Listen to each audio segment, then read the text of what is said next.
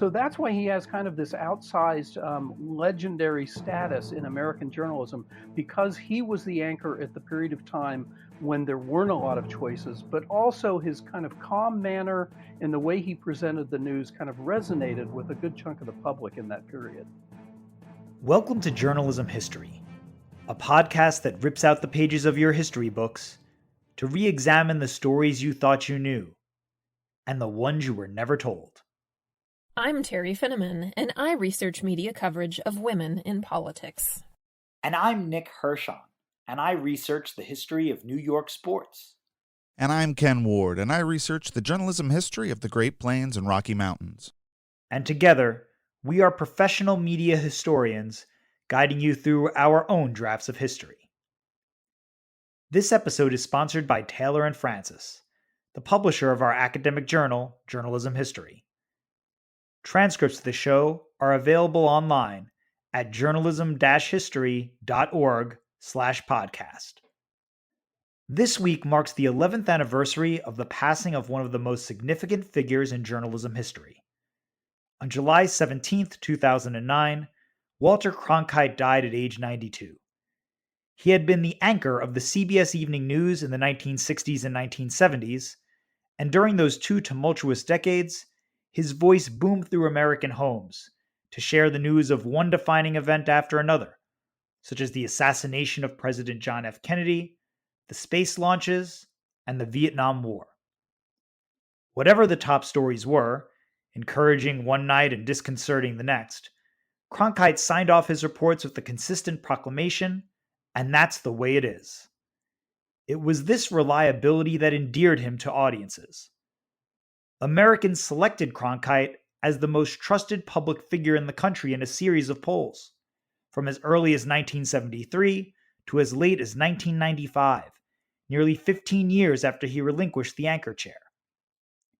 Upon his passing, the New York Times credited Cronkite with pioneering and mastering the role of the television news anchorman, becoming, in the Times' words, something of a national institution. Listeners of this podcast are used to hearing one guest on each of our episodes. But today, in a special installment of Journalism History, we welcome two experts onto the show, each uniquely positioned to shed light on one of the most popular and well-respected journalists of our time. In the second half of the podcast, we'll visit with Amanda Morrow, the curator of the Walter Cronkite Memorial, a tribute with interactive kiosks and wall displays located on the campus of Missouri Western State University in St. Joseph, where Cronkite was born. But first, we'll hear from Mike Conway, a television historian and journalism professor at Indiana University, who has extensively researched Cronkite's career and interviewed him shortly before his passing. So, Mike, we're here to talk today about your research on Walter Cronkite and your interview with him. But before we do, there's now an entire generation of Americans who may not have even heard of Walter Cronkite. That's sort of hard to believe, but because he was once the most famous journalist in the country, maybe the world, but he last anchored the CBS Evening News in 1981, which is now 40 years ago. And he passed away in 2009, which is more than a decade ago. So for those listeners who aren't very familiar with Cronkite, maybe they've heard of him, but they don't really know too much about him, can you give us a brief introduction to who he was and how he impacted journalism in America? Yes, and first, thanks Nick for having me on this podcast, because he is a very fascinating person to talk about, and people from the 20th century remember him very well, and mostly people remember Walter Cronkite as the main anchor of the CBS Evening News, which he was the main anchor from 1962 to 1981, as you said, and through the 1970s, he was the undisputed kind of ratings leader. He was the anchor that people turned to. They had the highest ratings through most of that time. And the reason he is remembered so well, for a lot of reasons, the way he practiced journalism, but also this calming influence he had. And it was a period of time you didn't have a lot of choices in the United States for where you got your news. There wasn't a national newspaper. So for national news, most people turned to the nightly newscasts there weren't a lot of there weren't cable channels, there weren't satellite channels, there wasn't online. So until about the mid 70s, even ABC wasn't a very strong competitor. So it was either CBS or NBC. So Cronkite he was kind of a communal figure. People would watch the news when it was live. That's how it worked before we could record things. So that's why he has kind of this outsized legendary status in American journalism, because he was the anchor at the period of time when there weren't a lot of choices, but also his kind of calm manner and the way he presented the news kind of resonated with a good chunk of the public in that period. Well, and then if we go back to Cronkite at the beginning, I know, have researched his work during his initial years in the television news at a local station in Washington, D.C. And you described, I thought this was interesting, how his off the cuff approach to local news and his eclectic mix of media jobs before he got into TV are important to understand his later success as this top anchor in America. So, can you describe what you mean by that off the cuff approach that Cronkite had in his early years? Well, I think one of the things I wanted to bring out in my research, so much had been written about Walter Cronkite. I really wasn't interested in going into any more research on him at the time. But when I was kind of alerted to this era that he had in local news, it got me interested more in his overall career. And what I learned through my research was, and for maybe people who are journalists now, he was what we would call, in many ways in his career, a multimedia journalist. He kind of positioned himself as an old print reporter, an old wire service reporter, which he was. But early in his career, he moved back and forth between radio and newspaper. He did radio news, he did sports play by play. He was even PR for Braniff Airlines for a while. He was moving around from Texas, Oklahoma, Kansas City, this kind of corridor where he had grown up and worked. So he had all these different experiences before he became the main anchor for CBS, and all of these kind of he became this person who was very good at taking a lot of information in his head and then just kind of being able to extemporaneously tell you the news. He didn't have to have a script, and that was what I kind of studied. An era that really received little attention in his career. When he first got onto TV, he did not use a script. He kind of memorized the news of the day, put it in his head, and then when it was time for the newscast, he would just recite from memory what the news was, with maybe a couple formal names or numbers on a sheet of paper. But that was how he did the news, and that, I argue, that really made him popular in the 1960s, when we had a lot of live events that news was covering, where you couldn't have a script, such as the 4 days of President Kennedy's assassination and funeral, all of the space program leading up to the man on the moon in 1969. That really set his reputation, because Cronkite could sit in the chair and just speak extemporaneously for hours and hours on end, because he had done his research and all the information was there in his head. I think when I look back at Cronkite's career, what kind of is amazing is to think that there was a point in American history when television anchors weren't really considered journalists. And you've described this, I know, in your research, but for me, growing up in the 90s and the 2000s, television anchors were considered some of the best journalists maybe in the nation, some of the more trusted journalists. And of course, I watched Dan Rather, who, succeeded Walter Cronkite on CBS, but I was watching Tom Brokaw on NBC and Peter Jennings on ABC, and they all had this kind of stately appeal at the end of the day. So, how did Walter Cronkite sort of change the perception that television could be a legitimate form of news dissemination? Well, I would argue there's a couple different ways to look at it. I believe the general public in America, they had caught on to this pretty early on.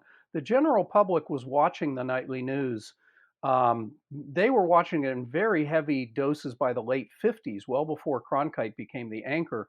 So it was the people who really weren't accepting television anchors as journalists were usually more the print reporters. They still felt you had to have a background in print journalism to be a serious journalist. So print journalists kind of positioned radio and television as being less serious, more entertainment. And the way Cronkite got around that was that he had a solid career in at United Press. He was he was a World War II correspondent, a fearless guy. I mean, he landed in a glider, crash landed a glider at the Market Garden battles. I mean, he had all the bona fides of any journalist of any stripe, from print to broadcast. So that was one of the ways that he could kind of straddle into television to get the respect of the print journalists, because he had been one of them. Mm. It's interesting to think of that background, which a lot of the television anchors of today might not have. Probably very few would have those kinds of bona fides. But today, Cronkite, as you've described, is viewed back as kind of maybe one of the consummate television journalists. And of course, journalism is associated with neutrality.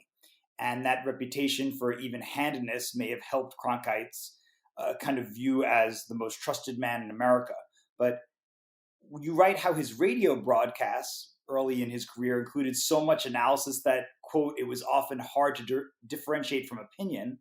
And he revealed his personal opinion on 6 15-minute commentaries that he wrote for radio stations.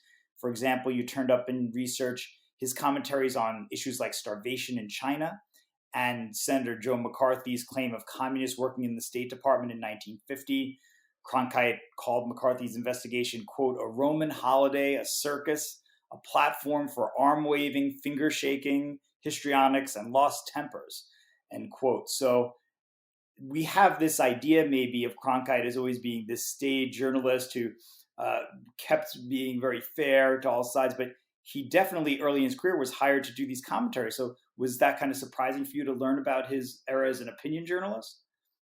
Yes, that was because once again, it's an era that really gets no attention in his biography, and I think he was one who didn't really talk about it much, because he really liked, when you've done the things he did in World War II, that's what you hang your hat on. But he came back to the United States to make, he was running he was running the United Press Bureau in the Soviet Union at the start of the Cold War, and so he came back to the U.S. and he built up a system of Midwest radio stations, and he was their Washington correspondent. So he would cover stories that would be run on these stations in Kansas and in Iowa and in different states in the Middle West.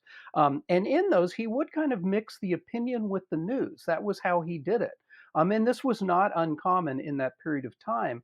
But it was not a strategy he used once he got to be the anchor or the main newscaster for CBS. That was about a dozen years later. But we have it. If you listen to Walter Cronkite on the radio when he was the CBS TV anchor, he still gave his opinions on radio. He always felt radio was a little more of a looser format where he could get away with more of his opinion than he would on the nightly newscast at CBS.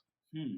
Well, and then later on in his career, of course, he's probably best known for the moment in 1963 announcing the assassination of President John Kennedy.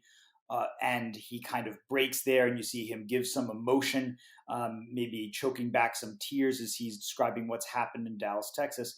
So, what do you make of that moment? And is it overplayed as maybe a part of Cronkite's career? Is it, feeling the emotion of a nation and telling maybe the public it's okay to grieve for this president who was so young and vital?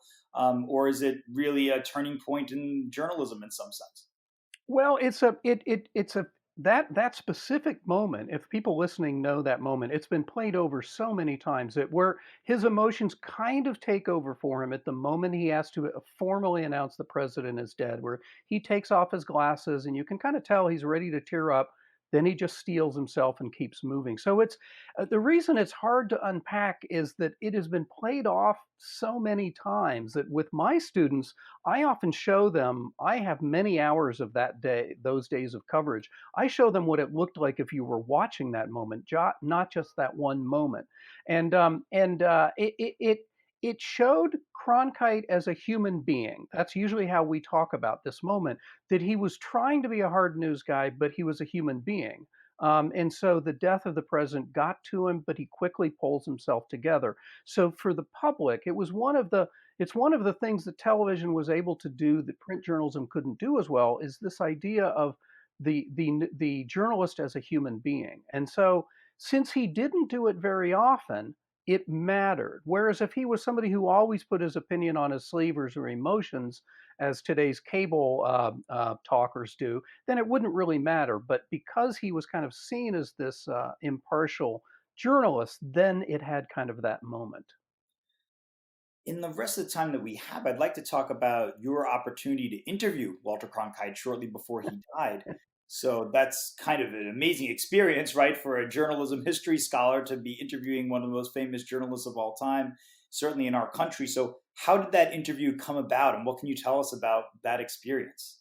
It really was, Nick. It was one of the great moments of my career because I worked in local television news for close to 20 years before I went back to school to get my degrees. And it just so happened that I had had this color glossy photo of Walter Cronkite that had to be from the 70s that I had found somewhere in the attic of my first TV station in Terre Haute. And at every station I went to, I would tack that up at my little workstation as kind of, the person I looked up to.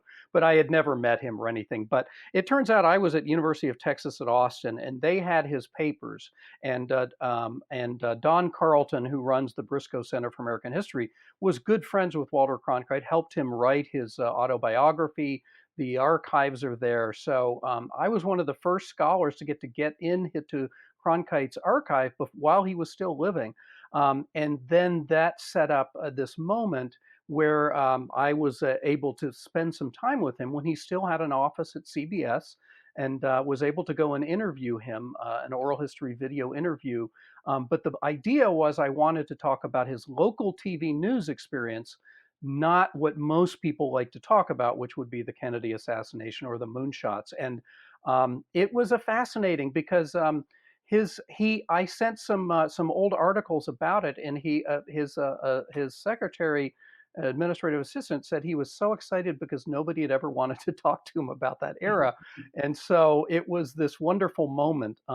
It was nerve wracking as all get out because I was by myself. I had to shoot my own oral history interview with Walter Cronkite. So I had to run the camera, ask the questions, and it was on a very strict timeline because all the major networks and documentary people were there to do interviews with him as well. And I was this one, but he was just as genuine and as nice as you can imagine. And he was in his late 80s and he was still sharp as a tack. His hearing was going at that point, but he had an amazing memory and could really bring up these stories from his local TV news experience that only went on for a couple of years in Washington D.C. And we had a wonderful conversation, and he gave me good information that helped me write the piece that I did about his time doing the local news in Washington D.C. Well, can you share with us any of maybe the surprising things that came out of that interview? Well, the thing that this is how wonderful it kind of worked out is that there was a guy named Joe Wershba, and anyone who knows the broadcast news history, he was a legendary guy that worked with Edward R. Murrow on the See It Now broadcasts. Later was one of the top producers on 60 Minutes, and I had interviewed him and his wife. If anyone has seen the movie Good Night and Good Luck, Joe Wershba is played by Robert Downey Jr. in that movie. But Joe, he kept telling me when I was working on another project, he says, you need to look at when Cronkite did local news in DC, because Wershba had been part of this program. And he kept telling me about how Cronkite did the newscast without a script. And I didn't really, I didn't not believe it, but I wasn't that interested. But every time I would talk to Joe Wershba, he would say, you got to look into this. So finally, I started digging into it, and I found enough evidence that this really did happen. And it's like, how in the world could this man do a newscast without a script? As a former TV news guy, I know how hard it is to do live shots without a script, but a full newscast with film and graphics, it's like, so that got me rolling. So I spent a couple years digging out the evidence first before I went to talk to him. And the story that I won't forget that I thought was fascinating, that how do you learn how to do that? Well, he had done play-by-play for the University of Oklahoma. He had done baseball and football games on a radio station in Kansas City. He had done all this time on radio. Then he said the most important time was when he worked for the United Press. The boss would love to go to big cocktail parties, the head of UP, and to show how important he was, he would call from the party to UP and say, what's the latest news? And Walter Cronkite told me, he said he didn't want you to go run and rip the wires. He expected you to have the news in your head. And that's how Walter Cronkite approached doing television news. Absorb the news all day, then present it, because he wanted to look in the camera and not look down at the script. Before teleprompters became a big deal, you either had to look down at the script or you had to look in the camera and have the information memorized. So he didn't memorize it, but he had it in a way that he could speak extemporaneously. So my argument is that one of the reasons he became so popular later on was that he could do these live events, the space program, the Kennedy assassination, all these live events. He was a master at it because he did his homework and then he could just bring forth the information without having a script. Wow. Well, in the time that we have now, as we kind of wrap up the podcast, what would you like listeners to know? What would be the takeaway of Walter Cronkite? You've kind of mentioned that he has this myth about him, this legendary status, and some of that is well earned, but some of it is also maybe polished over the years. So, what is the way that people should kind of remember Walter Cronkite as we mark this anniversary of his passing? Well, I think all the accolades for Walter Cronkite are deserved. He had done so many things in his career, from print to radio to television, being the main anchor of CBS at the height of the broadcast era. He was a very, very serious journalist. He took everything. He demanded so much from his staff. He really wanted to get the information and really bring it out the best way that he could think. The way he and his crew, it was kind of the high modern era of what we called objective journalism. They tried their darndest within their limitations to do the news that way. That's kind of what we remember about him. When it gets overplayed is we also have to remember, when people harken back to that era, the broadcast era, it was a wonderful period of time for a lot of people, but there was not a lot of diversity in journalism. There wasn't a lot of diversity in the stories that were covered. So for the people who were part of it, it was a wonderful period. But if you were a marginalized group, you weren't necessarily part of this whole system. And so I always caution my students to say there really was no golden era of journalism. There were different eras. But if we're looking to someone to kind of hold up, he is certainly a person who had great integrity and great instincts as a journalist. And he continued at a very high level in many formats for many decades. If I could just add one more thing there, do you, as you watch television news today, do you see anybody who embodies some of these traits that Walter Cronkite had, or maybe the way that he approached the business? That is a really hard. That's a hard comparison to make because the industry is so different. The other thing we have to remember about Walter Cronkite was he was shielded from the advertising, from the ratings, from not necessarily. They did follow the ratings, but you not many journalists in any format are as protected as he was from complaints or the idea of how do you get more people to watch, et cetera, et cetera. So no, I don't really look at people that way. I tend to, I use the idea that I want information I can trust. So I tend to go back to the people or the news organizations that I feel that they are giving me the best information they can at that moment. For sure. Well, thank you so much for coming on the podcast. This is, I think, now your second time on Journalism History Podcast, lending your expertise on broadcast television news. And we appreciate this so much. I appreciate, Nick, the opportunity to get to talk about Mr. Cronkite and his career.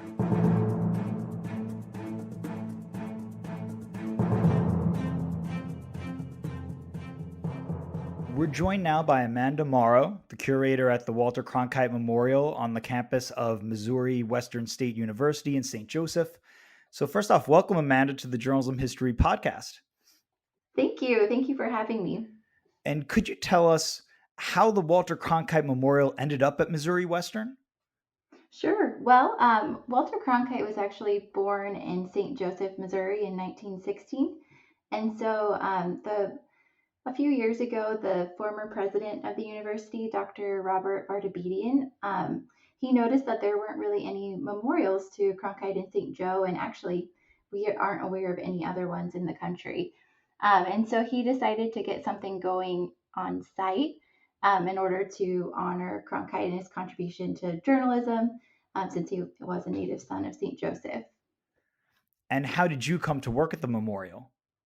Well, it was a big process that started out before I came on. So the memorial was first opened in 2013, and it was this really cool what they call monolith, which was a big sort of monument of photographs, 39 in all, that were images of Walter Cronkite's most iconic reports. So the first man on the moon, the Kennedy assassination, those big moments from his journalism career.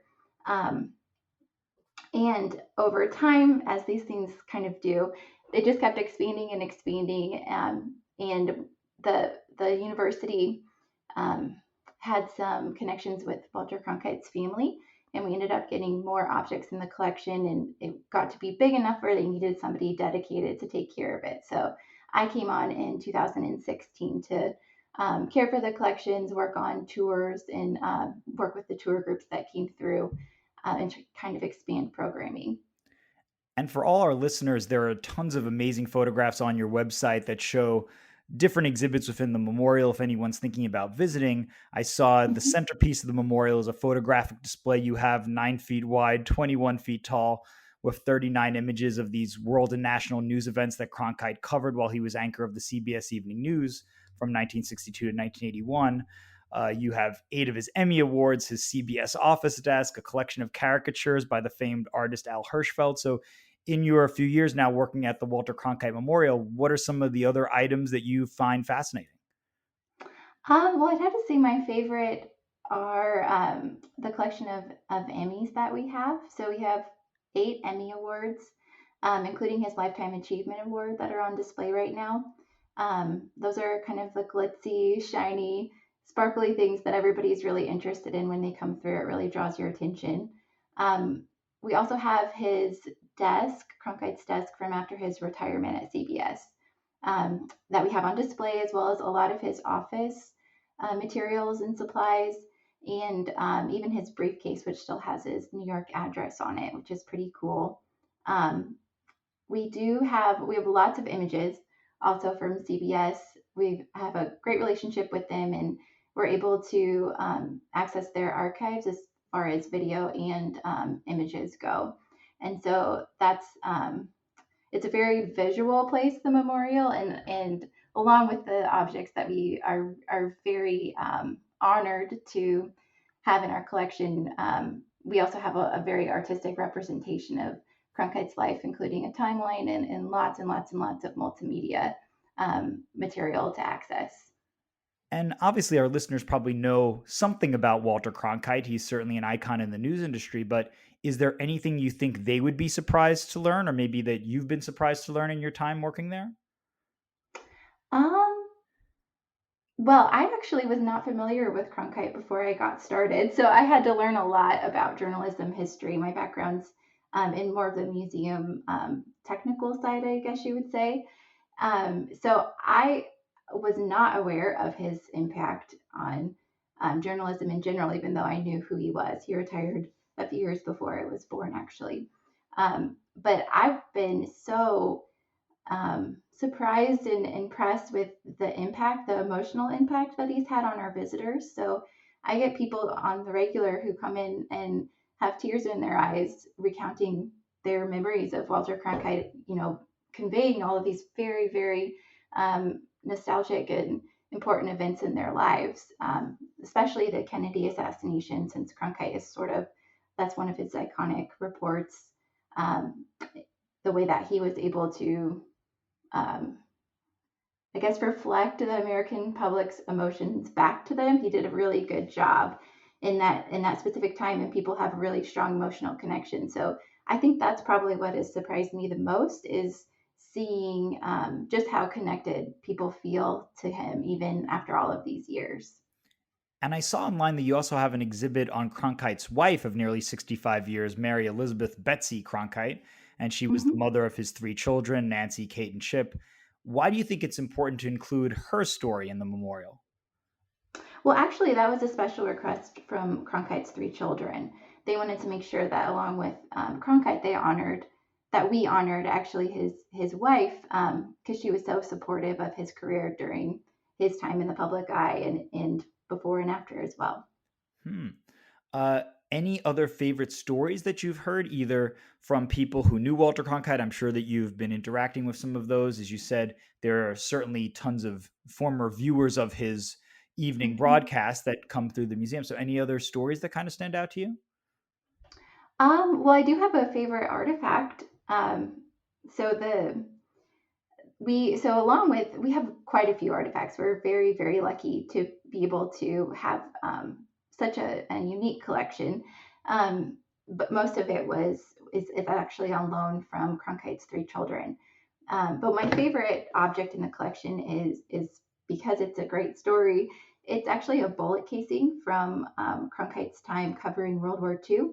He was a UP reporter over in England, and there was a special contingent of journalists called the Riding 69th, and they were actually trained in combat. Um, so they were able to go up with the Air Force and experience what it felt like to be in the middle of a battle, and then they could come down and write about it later. And it didn't last very long. One of the journalists actually passed away, but Cronkite kept the bullet casing from that battle that he was involved in and had it engraved, and we actually have that on display right now. Wow. And you Hmm. mentioned obviously his being from Missouri. So, how do you think his upbringing or where he came from influenced who he became as a journalist?